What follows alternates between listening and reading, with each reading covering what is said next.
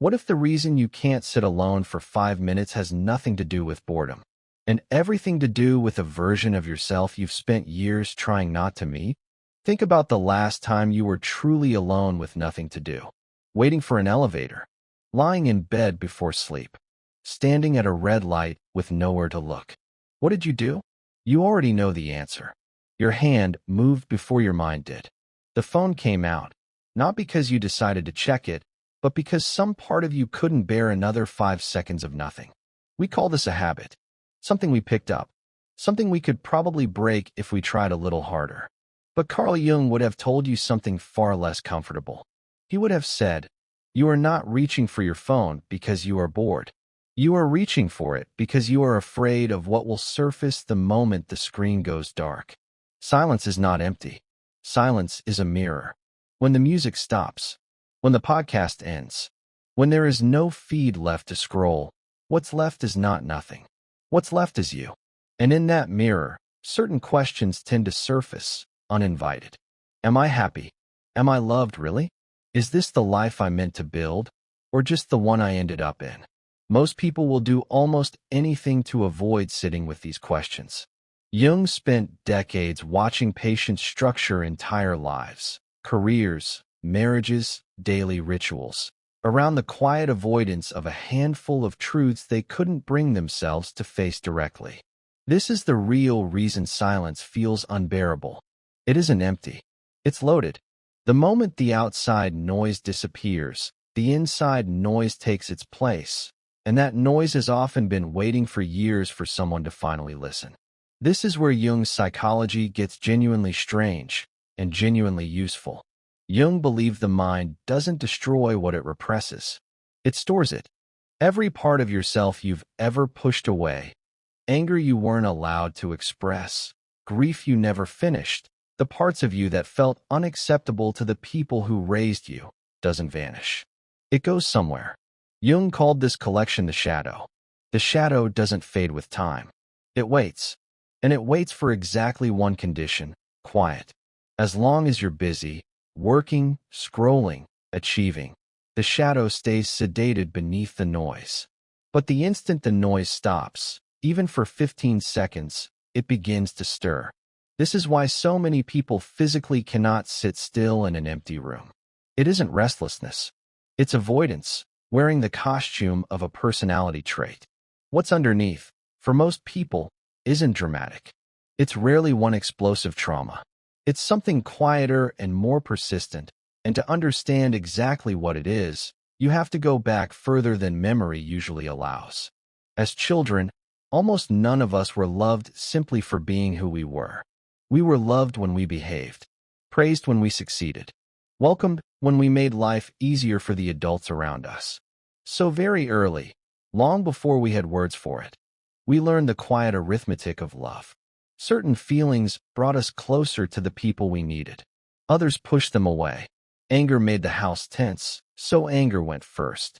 Sadness made the adults uncomfortable, so sadness learned to wait until no one was watching. Need looked too much like weakness, so need disguised itself as independence. One by one, we didn't destroy these parts of ourselves. We exiled them, the same process that builds the shadow in the first place.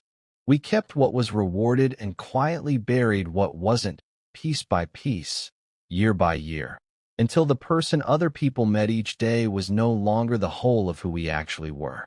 It was the edited version, the acceptable cut. This is the part most people never connect to their adult restlessness.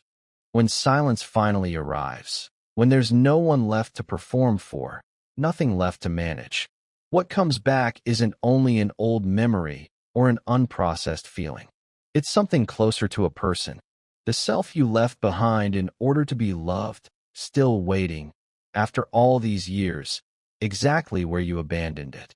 Maybe that's why certain songs hurt more than they should.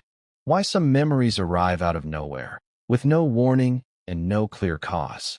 Why success never quite feels like enough, no matter how much of it you collect. Why you can feel exhausted even when, on paper, nothing is wrong. Here is where this connects to something researchers are only now starting to measure: The phone in your pocket isn't the cause of any of this. It's simply the most efficient tool humanity has ever built for one specific purpose, making sure you never have to sit with that abandoned self for long. Neuroscience now calls this the default mode network, the same system Jung was describing in different language 80 years before science gave it a name. It's the part of the mind that activates the moment there's nothing else to occupy it, and it tends to wander straight toward the self you've spent years trying not to meet. We've simply become extraordinarily skilled at making sure it never gets the chance. Every scroll is a small transaction, a flicker of discomfort traded for a flicker of stimulation. Bored, scroll. Lonely, scroll. Anxious, scroll. It works in the short term. That's exactly the problem. It works well enough that you never find out who's been waiting on the other side of the silence. We don't use distraction to fill time. We use it as anesthesia, a way to stay numb to a presence sitting just beneath the surface, patient and not going anywhere. This is the part of Jung's thinking that rarely survives the trip into self-help summaries, and it's the most important part. Jung believed the deeper layers of the self don't communicate the way the conscious mind does. They don't argue. They don't shout. They speak through symbols, through dreams, through sudden intuitions, through emotions that arrive with no obvious cause. Sometimes it arrives as a dream you can't stop thinking about. Sometimes it appears as a sudden sadness in the middle of a perfectly normal day. Sometimes it emerges as a quiet feeling that the life you've built no longer fits the person you're becoming. And because these messages rarely arrive in words, most people dismiss them. They call them moods. They call them stress. They call them random thoughts. But Jung believed they were often something else entirely. A signal from a deeper part of the psyche trying to guide you toward what has been forgotten. But that voice is quiet. It has always been quiet. And it has only ever been audible to people willing to stop talking long enough to hear it. The phone speaks constantly, urgently, in bright colors and instant rewards. The self speaks rarely, gently, and only into silence. If there is always noise, there is no contest. The loud thing wins, every time, not because it matters more, but because it's the only thing left in the room making sound. This is the quiet tragedy of a permanently distracted life. Not that it's unproductive or visibly unhappy, but that an entire inner conversation has simply stopped happening, and most people never notice it's gone missing. Here is the part almost no one expects.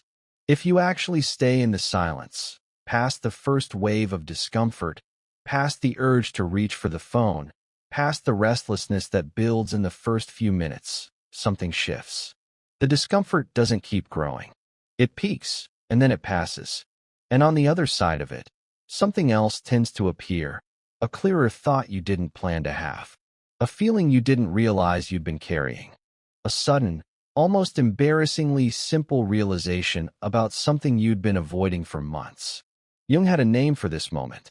He called it the beginning of individuation, the slow, lifelong process of becoming a more complete version of yourself, piece by piece, by integrating the parts you'd rather not look at instead of running from them. It rarely starts with a breakthrough. It usually starts with something much smaller, 15 minutes, alone, with nowhere left to put your attention but inward.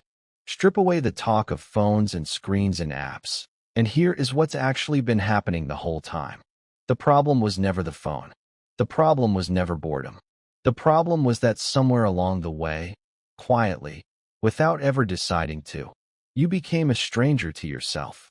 Every scroll, every notification, every flicker of distraction gave you something real, a few seconds of relief from a presence you weren't ready to face. But every act of relief was also a delay, a small postponement of something that, eventually, has to happen anyway. The self you abandoned does not leave. It does not get smaller with time. It only waits, patiently, indefinitely, for the version of you that's finally ready to sit still long enough to let it back in. Perhaps the deepest loneliness isn't being separated from other people. Perhaps it's being separated from yourself.